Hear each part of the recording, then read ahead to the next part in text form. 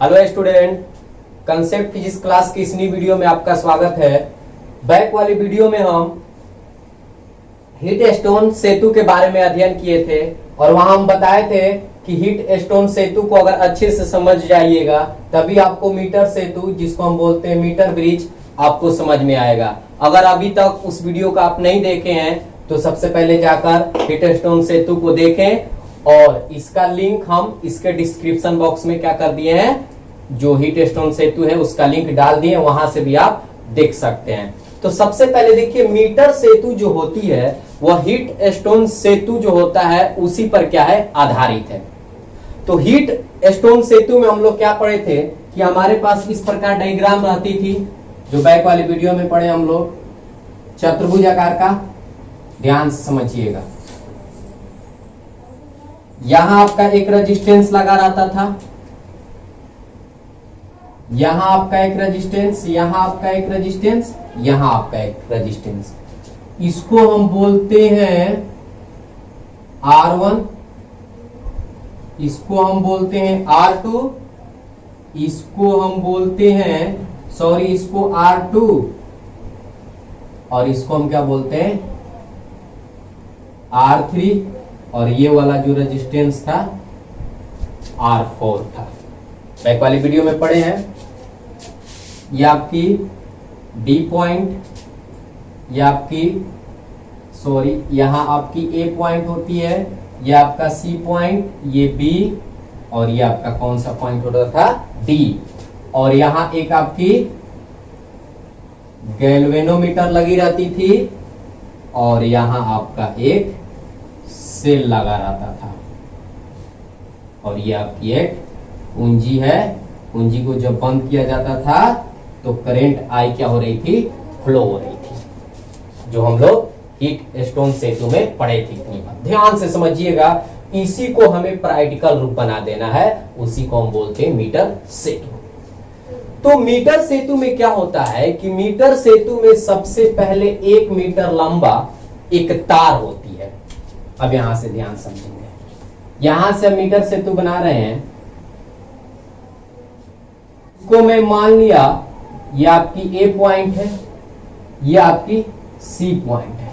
देखिए इस डायग्राम से इसका हम कैसे तुलना कर रहे हैं, लगातार वीडियो में बने रहिएगा। सीधे आपको, अगर लगातार आप वीडियो में बने रहिएगा, ध्यान से समझिएगा, मीटर सेतु को आप कभी नहीं भूल पाइएगा। यहां से ये 1 मीटर लंबी एक क्या है, तार है, और यहां एक स्केल लगी रहती है। स्केल देखे हैं आप लोग, यहां एक क्या लगी रहती है, स्केल लगी रहती है, ये स्केल है। और इसकी जो रीडिंग है ये 0 से लेकर कहां तक रहता है, 100 सेंटीमीटर तक। 0 से लेकर कहां तक, 100 सेंटीमीटर तक। हम जानते हैं कि ये तार 1 मीटर लंबी है, तो आपका जो स्केल है 0 से 100 सेंटीमीटर का ही होगा ना, क्योंकि 1 मीटर में कितने सेंटीमीटर होते हैं, 100 सेंटीमीटर होते हैं। कोई दिक्कत? अब यहां से ध्यान दीजिएगा, यहां है, यहां जो ए आपकी जो छोर है, यहां एक लकड़ी का गुटका लगा रहता है। एक क्या लगा रहता है, लकड़ी का गुटका लगा रहता है इस प्रकार, जिसको हम बोलते हैं एल आकृति का। ये आपकी ए पॉइंट है, एल आकृति का एक लकड़ी का क्या लगा रहता है, गुटका लगा रहता है, और यहां एक पेच लगी रहती है। इसका कहने का अर्थ यह हुआ कि हम इसमें वायर को क्या करते हैं, जोड़ते हैं। जो सी पॉइंट है, यहां भी एक एल आकार के लकड़ी का गुटका लगा रहता है। कोई दिक्कत? और यहां भी एक आपकी पेच लगी रहती है, और यहां एक लकड़ी का गुटका लगा रहता है बीच में, और इसमें 3 पेच लगे रहते हैं। गहराई से ध्यान समझिएगा, यहां एक लकड़ी का गुटका, यानी दोनों किनारे पर एल आकार के लकड़ी का क्या लगे रहते हैं, गुटका लगा रहता है, और ये समतल लगी रहती है। और इसमें 3 पेच होता है, इसमें 1 पेच और इसमें 1 पेच होता है। अब यहां से और एक बात गहराई से समझिएगा, ये जो लकड़ी का गुटका है, इसमें एक धातु की जो प्लेट है इस प्रकार लगी रहती है, तभी जाकर यहां से करंट फ्लो होकर इस पेज के पास जाएगा। ध्यान समझिएगा, इसमें धातु की क्या लगी रहती है, प्लेट लगी रहती है, पत्थर लगी रहती है, जिसकी सहायता से करंट यहां जाता है। सब में धातु की प्लेट लगी रहती है यहां से ऐसे। ध्यान समझिएगा। अब यहां क्या करते हैं कि जो ये आपकी ए और सी है, अब इस डायग्राम को थोड़ा सा के लिए आप क्या करिए, इसको छोड़िए, अब यहां से इसमें आइए। देखिए ये क्या है, ए है, ये क्या है, सी है। ए और सी के बीच क्या लगा हुआ है, एक सेल लगा हुआ है। तो इसमें भी ए और सी के बीच क्या लगा रहता है, सेल लगा रहता है, जिसका विभव क्या है, V वोल्ट है। और इसमें भी यहां एक कुंजी लगी रहती है और यहां से करंट I आपका क्या होता है, फ्लो होता है। अब यहां से ध्यान दीजिएगा, ए और सी के बीच तो हम लगा दिए क्या, सेल। अब यहां से देखिए, ए और बी के बीच एक प्रतिरोध लगा रहता है, इसको हम बी मानते हैं, ये वाला आपकी बी पॉइंट है। तो ए और बी के बीच, यानी जब यहां ए है तो यहां भी क्या होगा, ए होगा। बात को समझिएगा, क्योंकि यहां एक धातु की प्लेट लगी है, तो यहां जितना करंट जा रहा है उतना ही करंट यहां होगा ना। तो ए और बी के बीच हमें एक रेजिस्टेंस ज्ञात करना है, यानी ए और बी के बीच हमें एक रेजिस्टेंस लगाना है इसमें। अब देखिए यहां ध्यान से कि जो मीटर सेतु है, इसकी सहायता से एक अज्ञात चालक के प्रतिरोध को क्या किया जाता है, ज्ञात किया जाता है। तो इसमें एक अज्ञात चालक होता है, एक अज्ञात प्रतिरोध होता है और एक ज्ञात प्रतिरोध होता है। तो मैं यहां से मान लिया, ध्यान समझिएगा, मान लिया कि अज्ञात प्रतिरोध बराबर R3 है। अज्ञात प्रतिरोध बराबर क्या है, R3 है, यानी इसका मुझे क्या करना है, मान निकालना है। गहराई समझिएगा। और यहां लिखते हैं ज्ञात प्रतिरोध जो है वो मैं मान लिया कितना है, R1 है। ज्ञात प्रतिरोध जो है क्या है, R1 है। तो देखिए ज्ञात प्रतिरोध को ए और बी के बीच लगाना है और अज्ञात प्रतिरोध को बी और सी के बीच लगाना है। इस डायग्राम को देखिए, ज्ञात प्रतिरोध को ए और बी के बीच हम लगाएंगे और अज्ञात जो प्रतिरोध है मेरा R3, वो कहां जाएगा, बी और सी के बीच। तो हम यहां एक प्रतिरोध लगा रहे हैं। ध्यान से जोड़िए, यहां भी एक प्रतिरोध लगाएंगे। यह आपका क्या है, R3, यह आपका क्या है, R1। कोई दिक्कत। अब यहां से देखिए ए और डी के बीच कैसा प्रतिरोध है, R2 है। तो इसको अभी छोड़िए, आप ध्यान से समझिएगा। अब यहां से बी और डी के बीच क्या लगा है, गैल्वेनोमीटर। तो यहां देखिए ध्यान से, यहां इसमें भी होता है, यहां एक वायर लाते हैं और इसको एक गैल्वेनोमीटर से क्या कर दिया जाता है, जोड़ दिया जाता है और इसमें से पुनः एक वायर को निकालकर एक यहां चौकी लगी रहती है।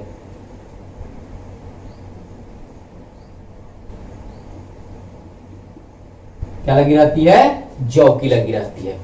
ध्यान समझिएगा, जौकी जो होती है एक पेन का आकार का होता है, जिसमें यहां एक बोल्ट होती है, उसमें वायर को कस दिया जाता है और इस जौकी जो होती है स्वतंत्र होता है, इसको आप कहीं भी ले जा सकते हैं। तो अब यहां से ध्यान समझिएगा, जब इस जौकी को यहां से सीधे अगर हम ए पॉइंट के पास लेकर आ रहे हैं, तो इसमें जो विक्षेप है गैल्वेनोमीटर में इस प्रकार उत्पन्न हो रहा है। जब जौकी को सी के पास लेकर जा रहे हैं तो इसमें विक्षेप इस प्रकार हो रहा है। इसका कहने का अर्थ यह हुआ, ध्यान समझिएगा, जैसे देखिए गैल्वेनोमीटर हम बैक वाले वीडियो में पढ़ाए थे कि गैल्वेनोमीटर एक बहुत ही नाजुक यंत्र है, इसको धारामापी भी कहा जाता है। यह अल्प धारा के मानों को मापता है। तो गैल्वेनोमीटर मार्केट में जाइएगा खरीदने तो इस प्रकार रहती है, इसका रीडिंग यहाँ आपका 0 रहता है, यह आपकी एक कंडा होती है, यहां से आपका 10, 20, 30, इधर से 10, 20, 30।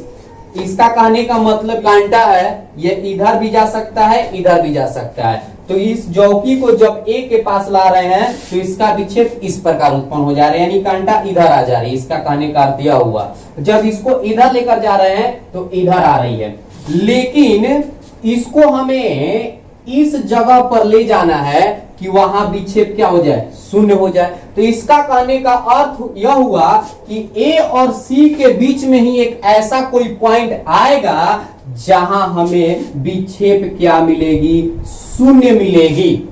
जहां हमें विक्षेप क्या मिलेगी, शून्य मिलेगी। ध्यान समझिएगा।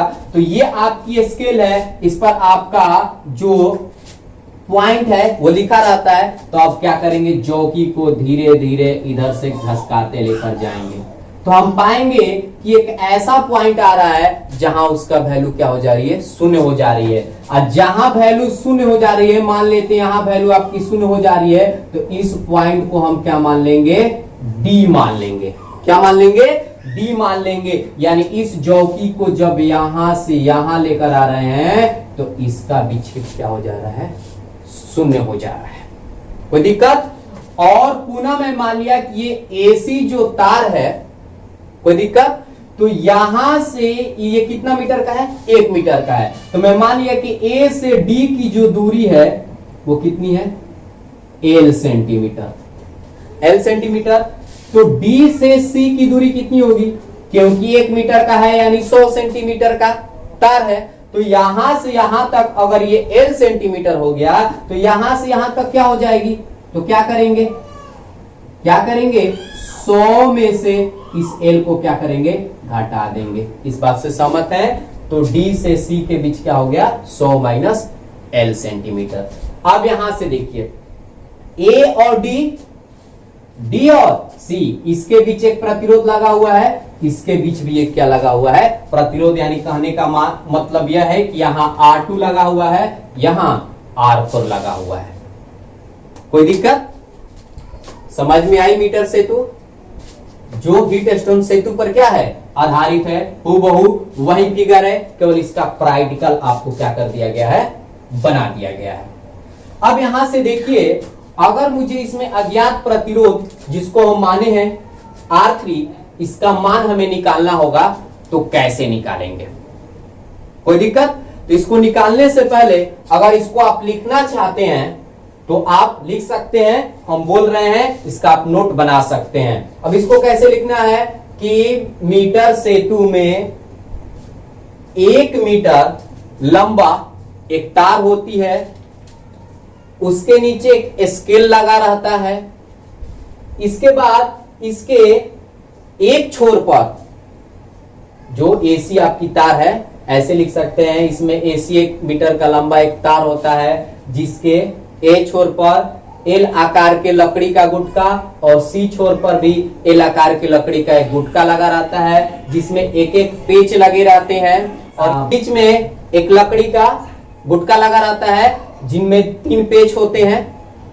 और ये जो लकड़ी का गुटका होता है, इसमें तांबे की क्या होती है, प्लेट होती है, एक धातु का, तांबा मतलब वही धातु का एक क्या होता है, प्लेट होता है, जिसके चलते करंट यहां जाती है।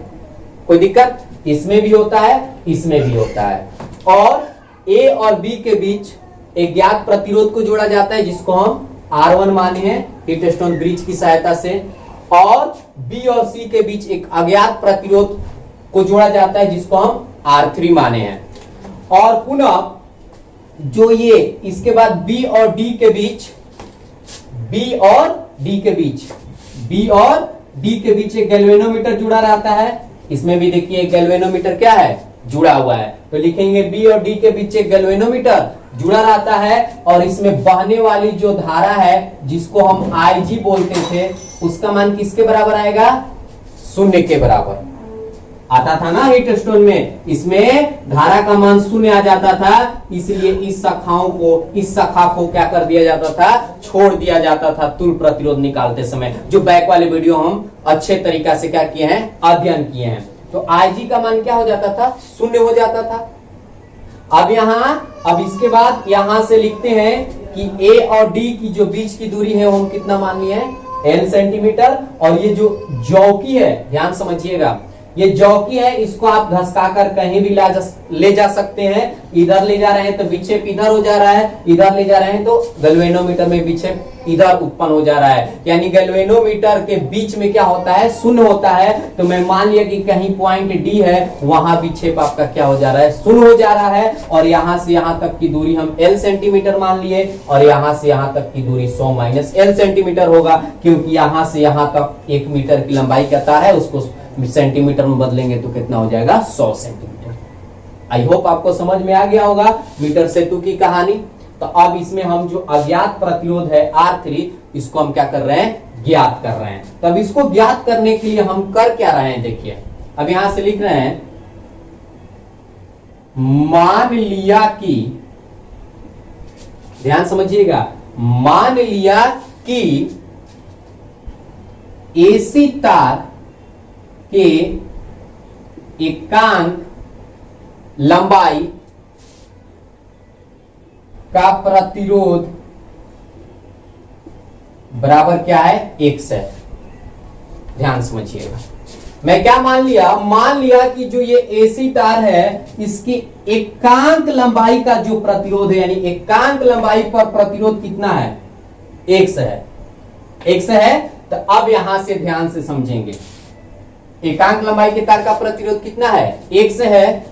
और एडी जो तार की लंबाई है वो हम कितना माने हैं, एडी तार की जो लंबाई है कितना माने हैं हम, L सेंटीमीटर।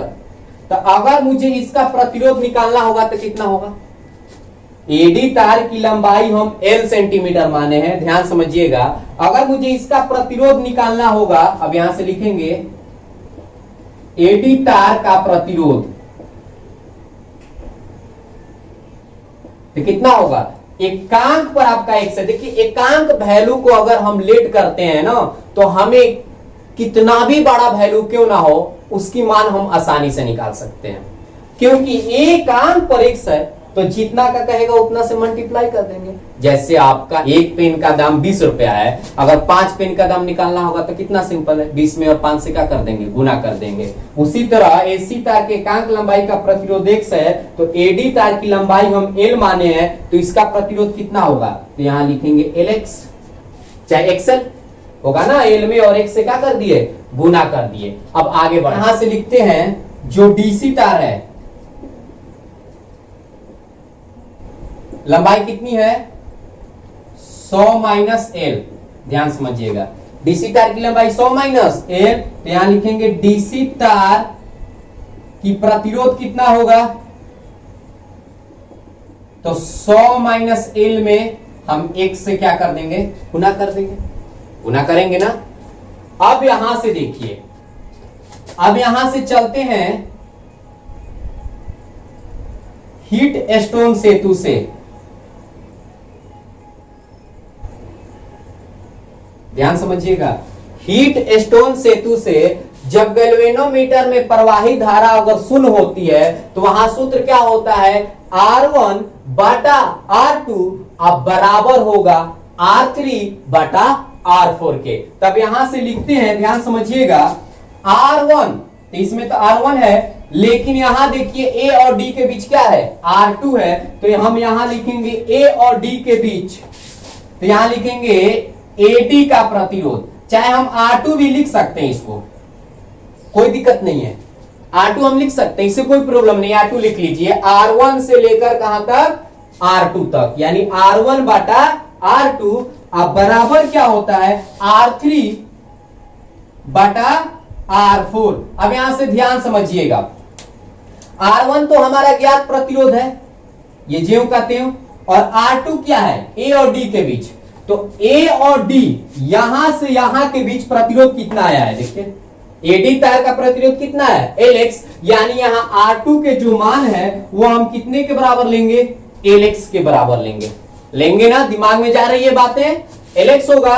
अब बराबर R3, इसको हम अज्ञात प्रतिरोध माने हैं, यानी इसी का मान मुझे क्या करना है, निकालना है मीटर सेतु की सहायता से। और बाटा में क्या है, R4, तो R4 कहां और कहां के बीच है, C और D के बीच, तो C और D के बीच, यानी C और D के बीच प्रतिरोध देखिए डीसी तार के लिए डीसी कहिए चाहे सीडी कहिए, बात वही है। तो डीसी तार के लिए प्रतिरोध कितना है? 100 माइनस एल इंटू एक्स, यानी इसमें R4 का जो काम कर रहा है वो कितना कर रहा है? 100 माइनस एल इंटू एक्स। कोई दिक्कत? अब यहां से क्या करेंगे, इस x से इस x को क्या कर देंगे? कटा देंगे, और हमें R3 का मान निकालना है। ध्यान समझिएगा, क्योंकि यहां अज्ञात जो प्रतिरोध है वो R3 को ही माने हैं, और मीटर सेतु के सहायता से अज्ञात प्रतिरोध को ही ज्ञात किया जाता है। अज्ञात प्रतिरोध को इसकी सहायता से हम क्या करते हैं? ज्ञात करते हैं किसी कंडक्टर का। तो अब यहां से देखिए x से x क्या हो गया? कट गया। अगर मुझे R3 का मान निकालना होगा तो R3 बराबर क्या होगा? इसको यहीं छोड़ देते हैं, और ये देखिए मल्टीप्लाई है, सॉरी ये डिवाइड है, इधर जाएगा तो क्या हो जाएगा? R1 में मल्टीप्लाई में हो जाएगा, यानी इसको ऐसे लिख सकते हैं R1 इंटू 100 माइनस एल, अब बाटा में ये एल ज्यों का त्यों, यानी अज्ञात प्रतिरोध का सूत्र यही हो गया। इसकी सहायता से अज्ञात प्रतिरोध को हम निकाल सकते हैं। पुनः समझिए, देखिए ये डिवाइड है, इधर गया मल्टीप्लाई, और एल ज्यों का त्यों। अब इसमें ध्यान से समझेंगे, एक और बात मैं समझा रहा हूं। जब हम हीट स्टोन सेतु पढ़ा रहे थे तो हम कहे थे कि यहां P, कोई दिक्कत, यहां Q, यहां R और यहां S भी माना जाता है। तो इस केस में अगर मानेंगे तो ये वाला जो वैल्यू आपका हो जाएगा P हो जाएगा, ये वाला जो वैल्यू आपका हो जाएगा Q हो जाएगा, और यहां से यहां तक आपका R हो जाएगा, और यहां से यहां तक आपकी क्या हो जाएगी? S हो जाएगी। कोई दिक्कत? तो इसमें हमें अज्ञात प्रतिरोध कौन हो जाएगा? Q। तो मुझे यहां से Q के क्या करना होगा? मान निकालना होगा। तो इस केस में R3 का मान इसमें Q करने लगेगा। ध्यान समझिएगा, इस केस में ध्यान समझेंगे, R3 का जो मान है इसमें कौन करने लगेगा? बताइए, Q करने लगेगा, करने लगेगा। अब बराबर R1, तो R1 का काम कौन करने लगेगा? तो यहां लिखेंगे P, और ये बात तो इसमें भी आएगी 100 माइनस एल, कोई दिक्कत? अब बाटा में क्या हो जाएगी? एल हो जाएगी। कोई दिक्कत? तो ये देखिए आपकी नामकरण है, जो आप नामकरण करेंगे उसके अनुसार इसका सूत्र हो जाएगा। कोई दिक्कत? उसके अनुसार आपकी फार्मूला आ जाएगी। तो आई होप आपको मीटर सेतु जो है अच्छे तरीका से समझ में आ गया होगा। इसी को हम बोलते हैं अज्ञात चालक का प्रतिरोध, इसकी सहायता से हम निकाल लेते हैं। पुनः एक बार मोटी भाषा में समझ लीजिए, मीटर सेतु जो होता है हीट स्टोन सेतु पर क्या है? आधारित है। इसमें 1 मीटर लंबा एक एसी एक क्या होती है? तार होती है। इसके नीचे एक स्केल लगा रहता है जिसकी रीडिंग 0 से 100 सेंटीमीटर, यानी 1 मीटर में 100 सेंटीमीटर होता है, लिखी रहती है। इसके ए सिरे पर और इसके सी सिरे पर एक एल आकार के लकड़ी का टुकड़ा लगा रहता है, और इसके अंदर एक धातु की क्या होती है? पत्थर होती है, प्लेट होती है। इसमें एक क्या होता है? पेच लगा रहता है। इसमें भी एक पेच लगा रहता है, पेच मतलब वायर को कसने के लिए। और इसके बीच में भी एक लकड़ी का गुटका लगा रहता है, इसमें भी धातु की प्लेट होती है, और इसमें 3 पेच लगे रहते हैं। और इसमें क्या होता है? इसके बाद यहां से हीट स्टोन सेतु से तुलना करते हैं, इनके बीच एक रेजिस्टेंस लगा रहता है और इनके बीच एक रेजिस्टेंस लगा रहता है। और इसके बाद यहाँ बी और डी के बीच एक गैल्वेनोमीटर, और यहाँ बी से एक वायर को निकालकर गैल्वेनोमीटर में जोड़ दिया जाता है, और गैल्वेनोमीटर से एक वायर निकालकर इसको जौकी में कस दिया जाता है। जौकी जो होती है एक पेन की आकार की होती है, पीछे नट लगा रहता है, उसमें वायर को कसिएगा। ये जौकी स्वतंत्र होती है, इसको हिला डुलाकर आप इधर भी ला सकते हैं, इधर भी ला सकते हैं। जब इधर लेकर आते हैं तो इसका विक्षेप इधर, यानी जो ये गैल्वेनोमीटर है इधर रीडिंग करने लगता है, और ये इधर जाने लगता है। इसका कहने का अर्थ यह हुआ, यानी इसके बीच में जो शून्य होता है, कहीं इसके बीच में कोई पॉइंट होती है जहां गैल्वेनोमीटर में विक्षेप क्या हो जाती है? शून्य हो जाती है। तो वो पॉइंट में मान लिया डी, और जैसे ही डी माना, ए और डी के बीच की दूरी में मान लिया एल सेंटीमीटर, और यहाँ के बीच की दूरी, जब यहाँ और यहाँ की पता है कि 100 सेंटीमीटर है, तो यहाँ और यहाँ कितनी होगी? क्या करेंगे? 100 में से एल को क्या कर दिए? घटा दिए।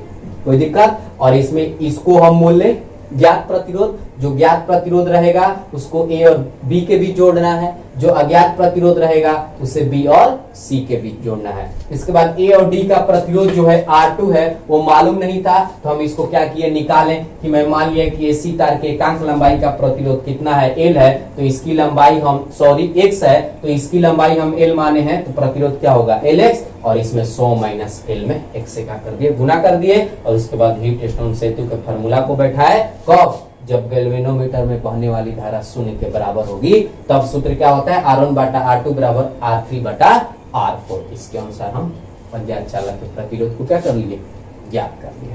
तो आई होप आपको मीटर सेतु अच्छे तरीका से समझ में आई होगी।